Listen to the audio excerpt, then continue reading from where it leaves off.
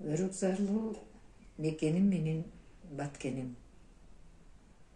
Болуп өткөн бул окуя баардык кыргызстандыктардын жүрөгүн ооруткандай, талас элинин, талас энелеринин да атынан кайгыруу менен кабыл алдык. Сиздерге сабырдуулук тилеп, дайыма сиздер менен чогуу экенибизди унутпаңыздар. Баткен эли баатыр эл. Карегим сенсиң, баткеним. Ынтымакты бекемдейли.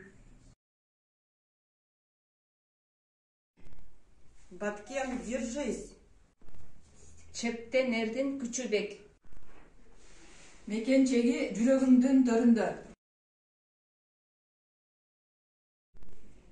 Биримдикте баарын жеңебиз.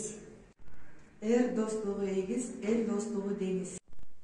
Мекендин бүтүндүгүн сактайлы. Биз биргебиз.